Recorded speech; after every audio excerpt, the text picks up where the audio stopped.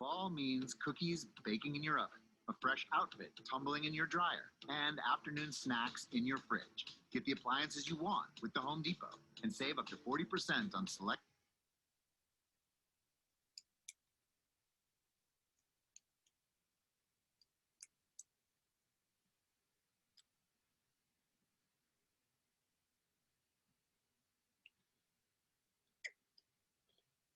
Good afternoon, everyone. We're at about we're up to 23 here, so give people a short amount of time.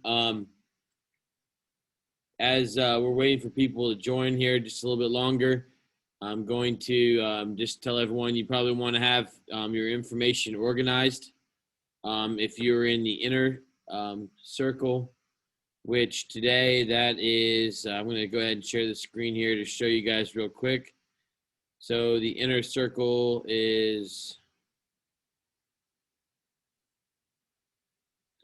you can see the red indicates who's in the inner, and you can see if your name is in black, that indicates who is in the outer circle and is going to be asking the questions. Okay. Just a reminder, one question. If you are, one question needed if you're on the outer circle. Make sure it's an analytical question that requires critical thought, cannot be answered in less than 10 words, 8 words.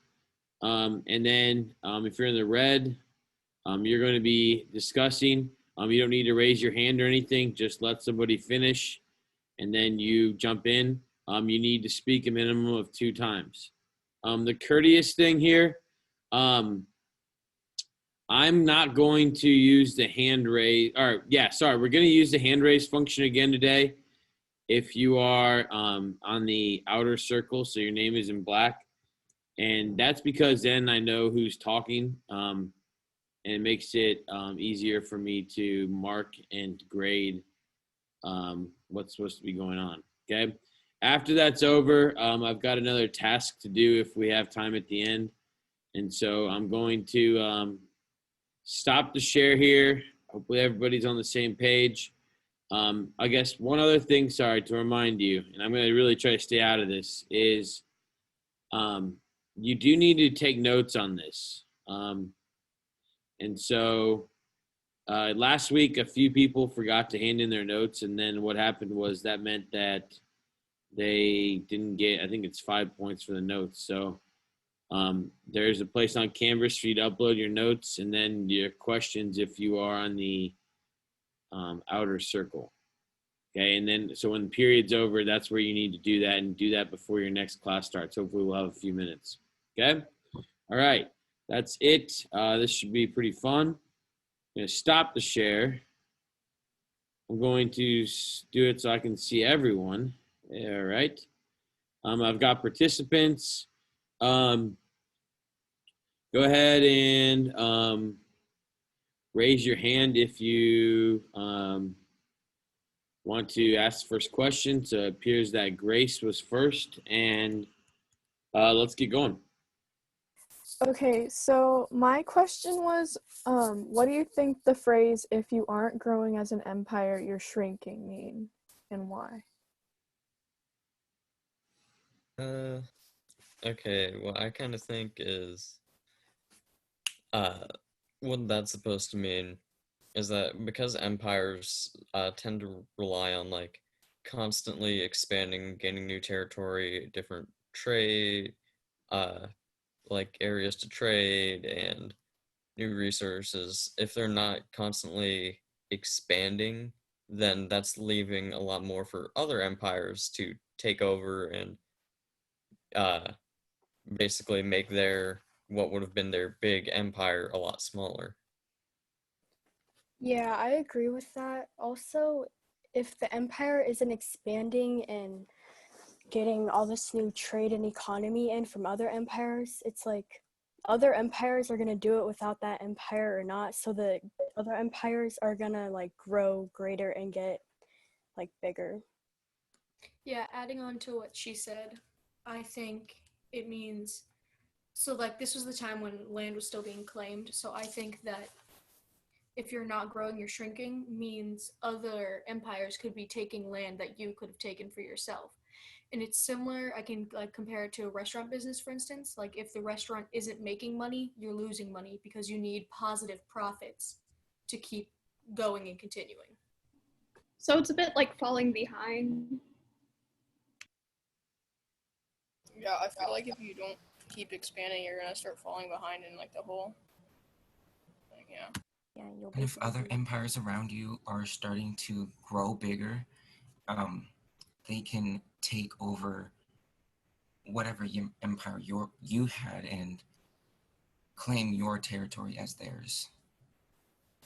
you're I agree with him because like the bigger you grow your empire, the more threatened you look like, and like when you look threatened, or like when you look terrifying to other empires, like they might be scared and like you can't expand better, and like when you expand, you can like grow your population and like get even more like bigger and like scarier to the other empire.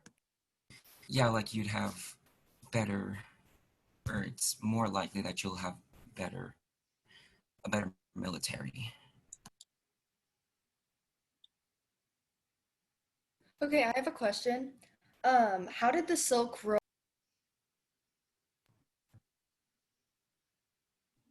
Oh, we can't hear you. Can you say that again, please? Oh, yes. My bad.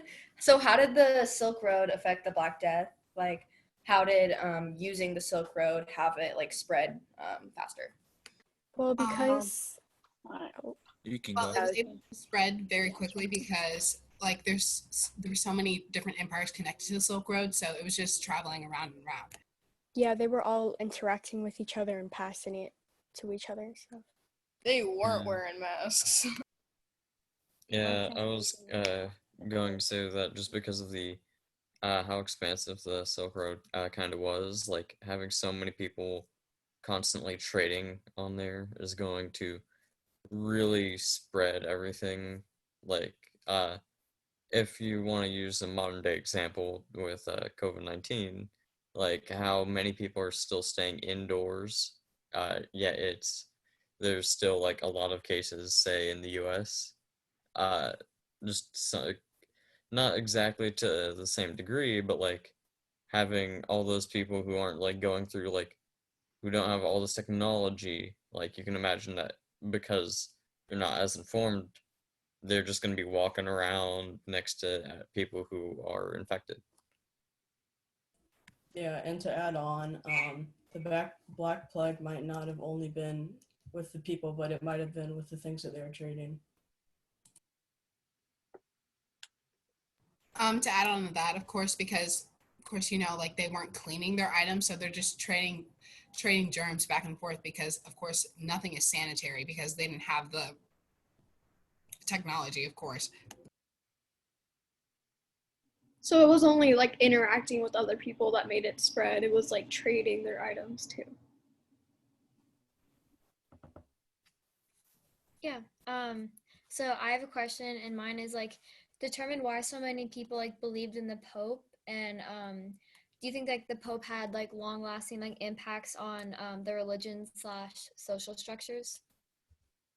So many people believe on the Pope because like he was the closest person to God, and like to them God is like the supreme being, and like they like respect him. So like, and since the Pope is so close to him, like that's why they like look up to him.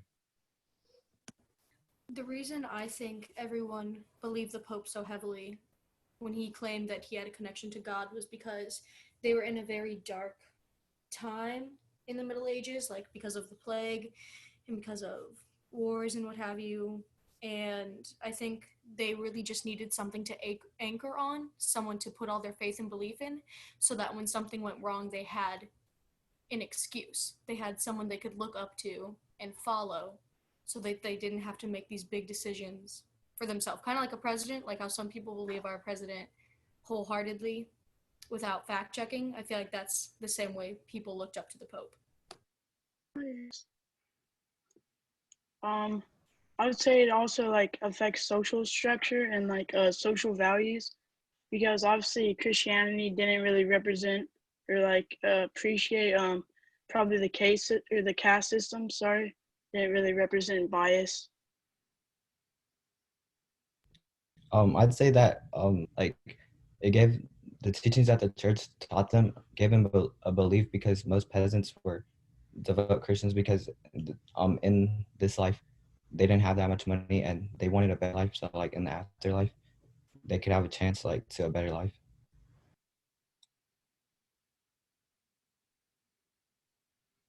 Okay, so my question was formulate why Vladimir the First made his people convert to Christianity.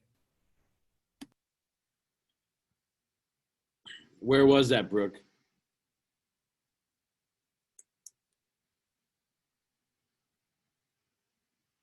Brooke, where was Vladimir the First a king of? I was gonna find the page on which I It's Kiev and Rus. Kiev and Rus. Kiev and So Rus, people, yeah. yeah. Yeah.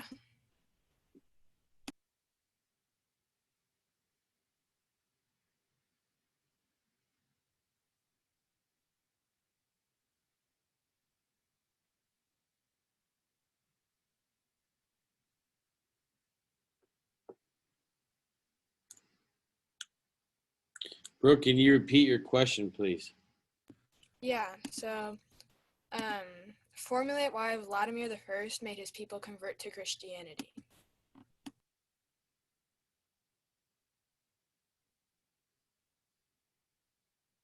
I feel like it was to like kind of like unite some of the people throughout the country and make it like less barbaric, I guess, because they formed because of the Vikings. I didn't get to that page yet, but I think that he probably made his people um turn to Christianity because he was Christianity, and that having one religion would be better than having multiple religion in like a single a single area. So like yeah. Like he said, it kind of went with his ideas. So he wanted everyone to basically be on the same page when it came to like religion.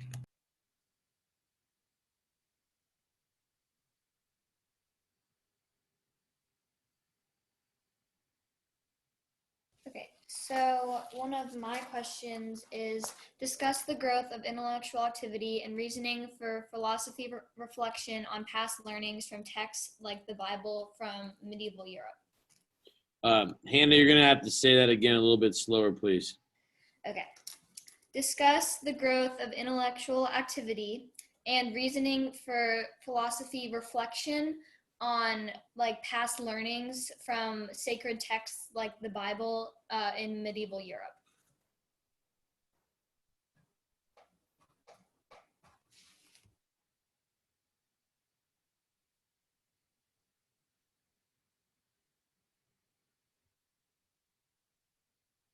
Can you repeat that one more time? Yeah, here. So essentially, I'm asking, why do you think there was so much reflection, like in medieval Europe, on like past learnings?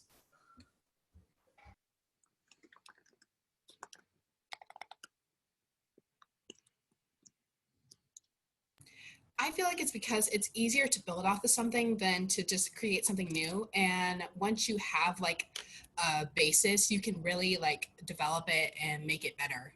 Yeah. I also feel like there weren't enough people who could read and write to make new texts like super well. So the people who could read would just read the older ones.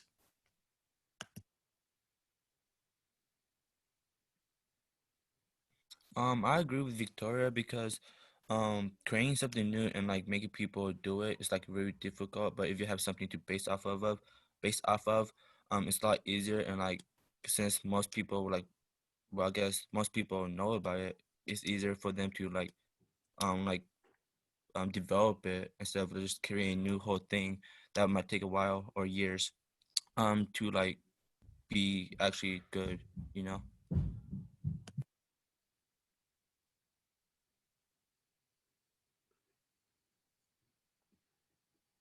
So I have a question. So if you were a monk, like, wait, hold on. Sorry. So if you were a monk, how do you think your day would go? Like, how do you think you would feel at the end of the day? Extremely worn out. Yeah, like, Overworked.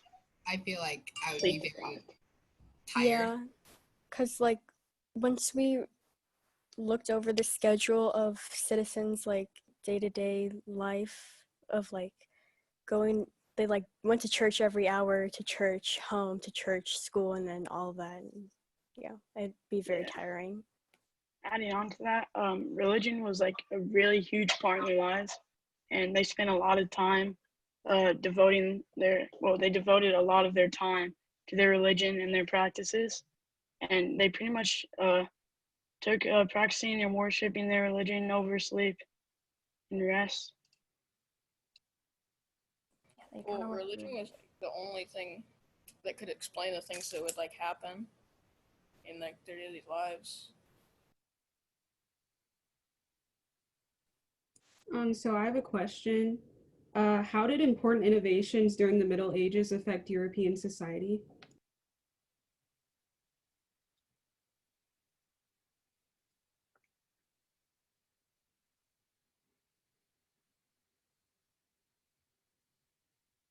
Can you repeat that, please? Yeah. How did important innovations during the Middle Ages affect their society? I think they really help because well it made farming and like transportation a lot easier and faster, and yeah, it's just like it just helped them a lot with like everyday lives. Yeah, I agree with that. I feel like Middle Ages were kind of the start of our modern day society. So I feel like all the innovations and technological advances and things we learned then are still very heavily prevalent today. Like, I don't think we could have been as sustained and like be able to feed everyone as well as we can right now if it weren't for innovations from the Middle Ages. So yeah, it like Yeah. set a base for other things, and it also made them more efficient in what they did day-to-day basis. It also helped other countries around them to help. Also, I think all the like cathedrals reflected how important like religion was to them. They created the Cyrillic alphabet in Europe, and I think that was really important for like recording history and yeah. I agree with that because without the alphabet and the writing, they wouldn't have been able to record all the events.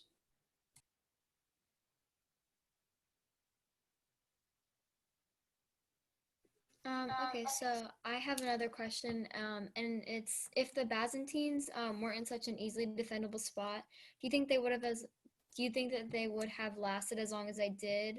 And how do you think trade would have been affected by this?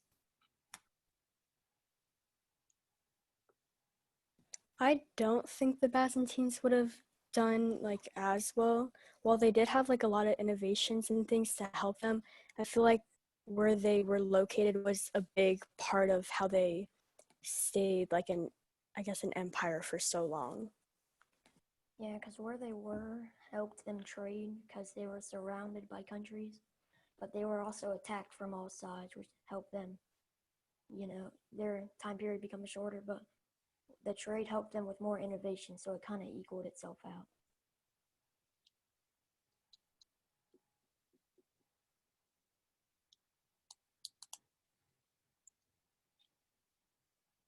All right, I had a question. Uh, what did Justinian do for the Byzantine Empire? Byzantine. To start, he created like fair law codes. He like spread Christianity, and I forget what else they did, but they almost reunified the Roman Empire as well. But overall, he like showed that he cared about his citizens by like creating equal laws, kind of believed in equality, and he spread the religion of Christianity. to add on to that, like the laws that he made helped us become like what we have now, because like it would set a base, like what we were saying earlier. It's really hard to make new stuff, so having a base is really helpful, and I think that was one that we used. He also created a new church called the Hagia Sophia, which was important during that time.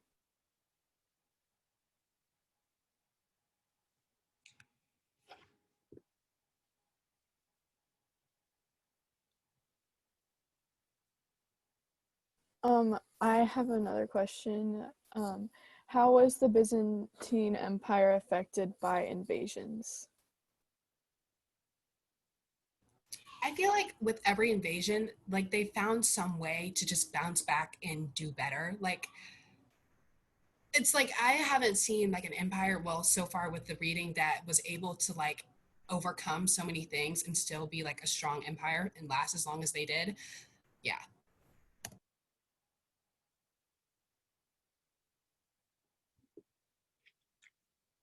Yeah, I agree with Victoria. Yeah, they just like learn from their past, like the evasion, like they learn from past evasions, and like they just, what you call it? Yeah, they just learn from it and like create a better situation for them, and like option for them to win.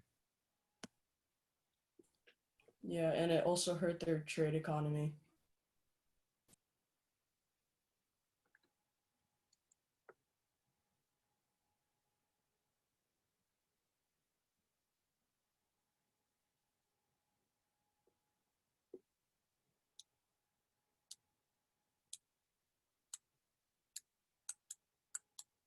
So I have another question, and my question is, between European and Japanese feudalism, which system between those two places do you think worked the best, and why do you think that?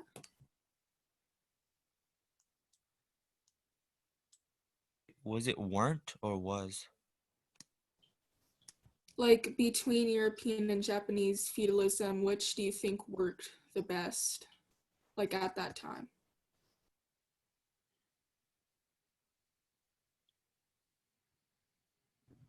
I would say that I believe that the Japanese worked there because they treated like the lower class better than how the Europeans did, and that like um influenced like the lower class to want to work instead of like, whereas in the European systems, the servants and stuff didn't really like their lives.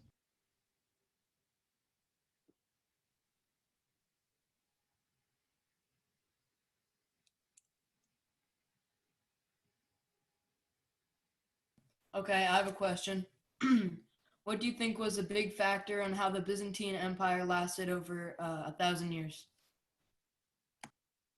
Well, like I said before, whenever they were hit with something, they were always able to like come up with something new to like overcome it. So like it was never like, even if they fell for a bit, like it was always like they were able to pick themselves up and do better.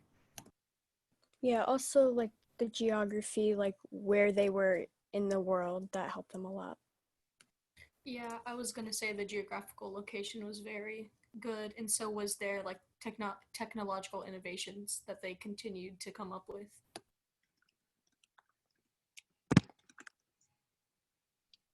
Yeah, to add on to that, they basically had really easy access to like the newest innovations and stuff. They're practically like the crossroads of trade.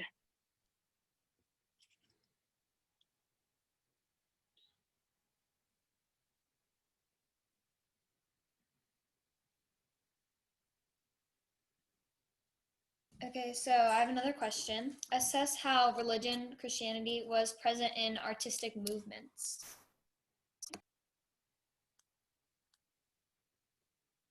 When you look at a lot of art from the Middle Ages, you can see that the art was heavily impacted by Christianity. Like you can see, for instance, at like the Newfield Museum, there's a whole like room full of old Christian art, and you can see how it heavily influenced the art they did. They would like paint depictions of hell, depictions of the Virgin Mary and her son, and what they thought God would look like, so they could like see the stories that they were believing in.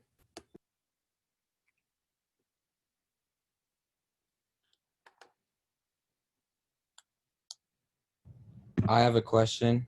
My question is, how did the 100 Years' War impact military and society over many generations?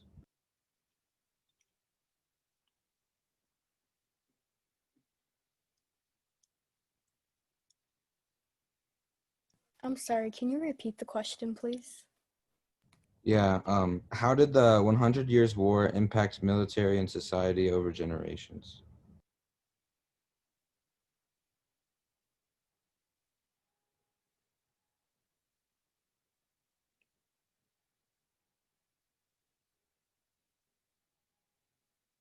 I think if like if people knew about it, and like I mean yeah, if people knew about it, they could have learned what happened and like like and just like take aspect of the 100 Year Wars and like use it to help them like win their battles and stuff like that.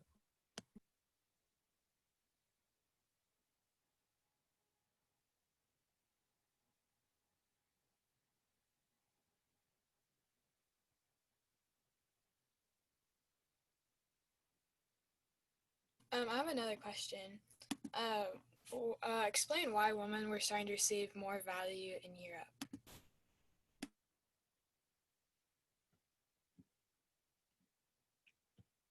I'm pretty sure like Japanese and Chinese feudalism valued women as pretty much equals to men.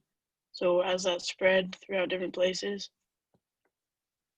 The worship of Mary, because that is Jesus' mother, so that made people see women in a different light, of course, because yeah.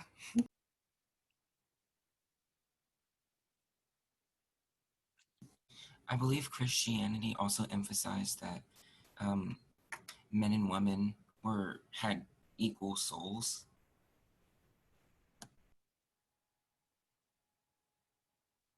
Yeah, and to add on to that, urbanization created more job opportunities for women.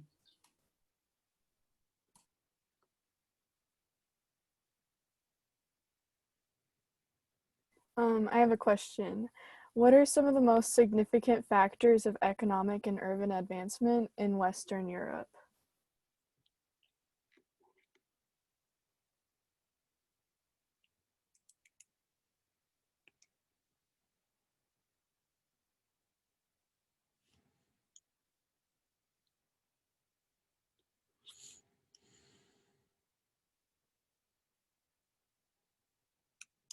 Can you repeat that, please?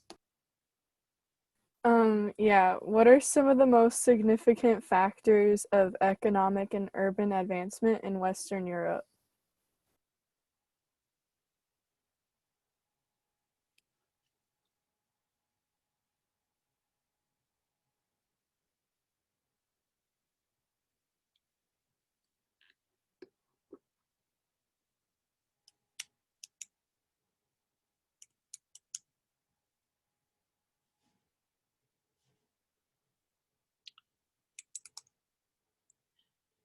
Let's move on to the next question. Apparently, that was not as popular of a topic. I have a Something, question. something to the extent of the development of trade routes in Europe, North and South, the development of wool markets, development of trade guilds, the Hanseatic League, the economic growth after the Crusades and the exchange between the Arab world and the Christian world would be appropriate answers there, which caused the growth of towns and larger urbanized populations. Just if you're wondering, that would have been a good answer. Let's get another question. I have a question. Do you think the Byzantine Empire's location helped their development more or hindered it?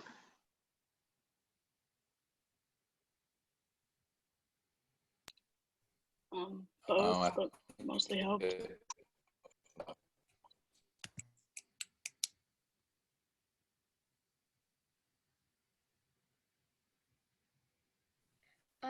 I have another question, and it's determine the effect that building these beautiful Sorry, churches. hey, hold on a second, real quick. Luella, I need you to say that louder and one more time, please. Someone needs to Sorry. that. Do you think that the Byzantine Empire's location helped their development more or hindered it?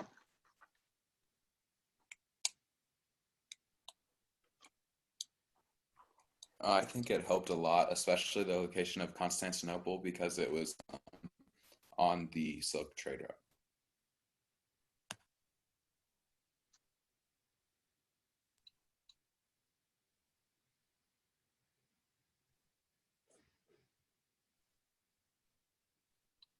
It could also have hindered it because it was like right in the middle of a bunch of different civilizations. They were like in the open.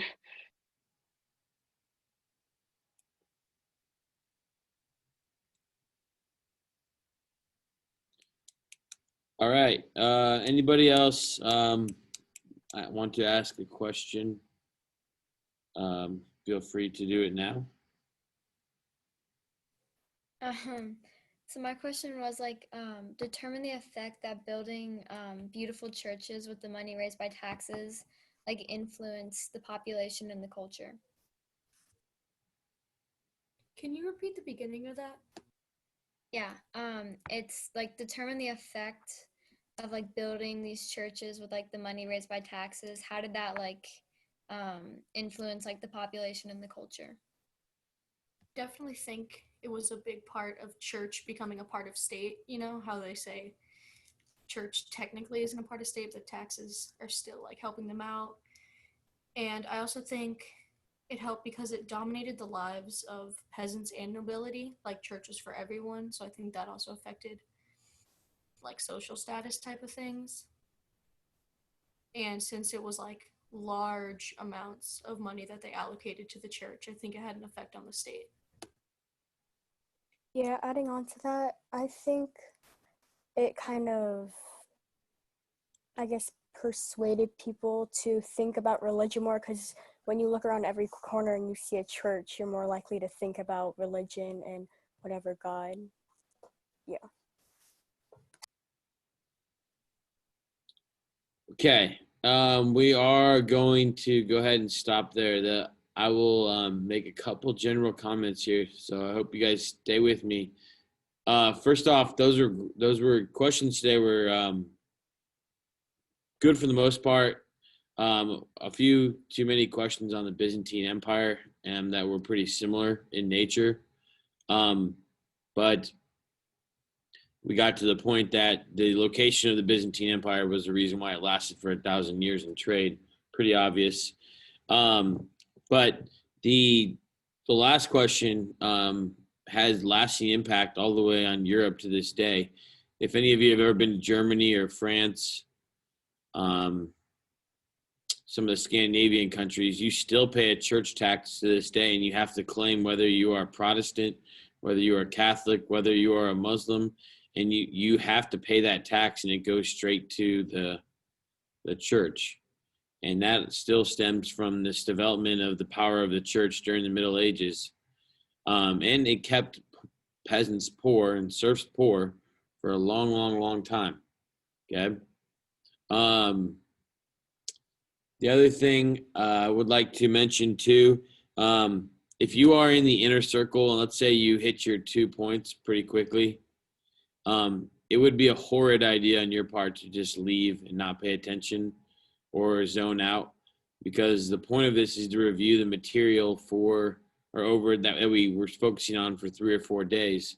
So even if you're asking the questions, make sure you still stay in touch with what is happening. And the more you participate in the inner circle, the better you're going to score on your upcoming test and the better you are going to do on the AP exam. Okay. So I have no problem with people speaking way more than twice. And a couple of you did a really good job today. Again, that's going to give you the opportunity to make the connections necessary that you have to. And saying it out loud only reinforces what you're thinking, which is so much better for you. Okay. Those of you who are asking multiple questions today, that's excellent. Those are organic, what I call them, meaning you did them on your own. They're homegrown. I wasn't asking you to do anything. If the conversation seems dead and somebody's not asking a question that needs to, jump in, especially if you have good questions and it's not repetitive from what we've already discussed. So those were pretty awesome today. I wanted to participate. I would have I would have jumped on all those questions. They were fantastic. So that was very pleased with that. All right. I'm going to go ahead and take over the screen here just for a short moment. Couple things I wanted to explain to you, and then you'll have the rest of the period to get this stuff uploaded. So first off, everyone sees the pages that are due next week. Civilization in the Americas prior to 1450 basically focuses on the Aztec and the Inca. Okay. I've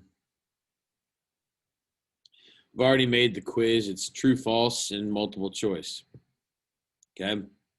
The next thing then is I need to find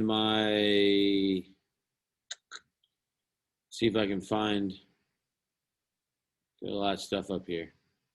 I need to find my canvas. Here we go. All right. This is something that I've been waiting for you guys to do, and I got an email, kind of not a nasty email, but an embarrassing email because only 3 of you have signed up for the AP exam. That's in 2 classes. So what I have right here for you, the bottom of this module. So you're going to see this is where you guys upload your notes from our discussion today. Do that here in the next 8 minutes or so. And then I need you to join the AP classroom. This is going to be a very easy assignment. Okay, it says follow the instructions. Okay, the instructions I believe are right here. I'm going to download it. Let's make sure these are right. Yeah, okay, follow these instructions. You can do it from your phone.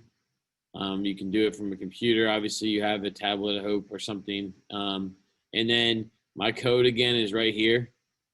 This is a class name. And once you've done this, you're going to need to say that you're taking the AP exam. It's not going to make you pay for it yet, but I am 99.9% sure all of you are going to want to say you're taking the exam, okay?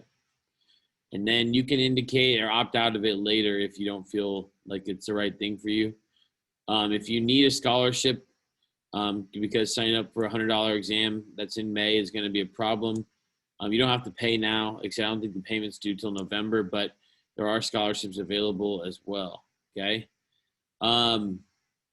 So I need everybody to do this before Monday, okay? And I'm going to give you points for literally doing it. Then you can join the My AP classroom, and then I can assign stuff for you on that. All right. I'm going to stop the share. Make sure you upload your notes from today and your questions if you were in the outer circle. And I'm going to let you go. Okay. If you have any questions, you can stay on here and ask me. If not, have a fantastic weekend. Be ready to discuss the Americas Monday, Tuesday, Wednesday, Thursday. Okay.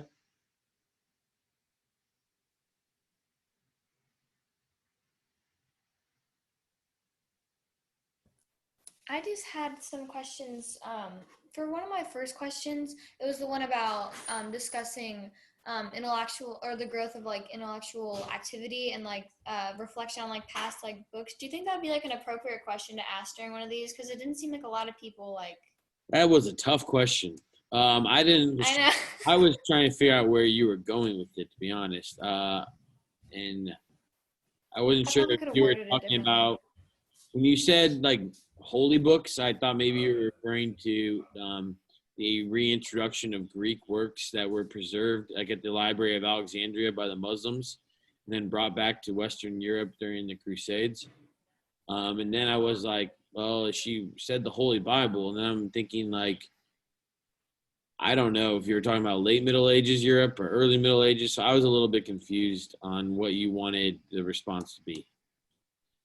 Yeah, I liked how Victoria said it, but should I just like word it differently, like be more like Yeah, I would. time? That question need to be dumbed down a little bit.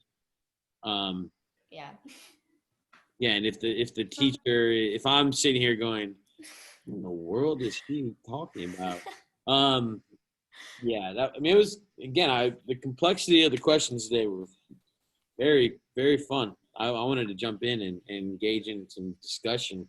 So It's good. Makes people think. Okay, and I think those are good. Just that question in particular was, like I said, traversing the early part of the time period and the end of the time period. So that's what made it confusing. Yeah, I was trying to, I think I was focusing more on the end of the period when they were, I think I should have just been like, why do you think they were reflecting so much on like past learnings? Because I think that's Well, the part and that I the reason why they were reflecting on past learnings was the Greeks were way further advanced scientifically, philosophically, logically than the Europeans were, because the Europeans had gotten so bogged down in medieval Christianity and the power of the church that they stopped intellectual activity, and that needed to be reborn again. And again, that's part of the Renaissance as well. Yeah, and Yeah. that's why they were looking back on it, right? Well, they were looking back Okay. to, they did not have those works until there was more exchange with the Middle East. So again, the Library at Alexandria, Baghdad, which was the capital of the Muslim Abbasid Caliphate, Jerusalem. Once work started coming back from there, and Damascus, which is in Syria, they all had large libraries, churches, mosques there. That these works started coming back to Europe, and they started translating them, and they realized that they were 1,000 years behind.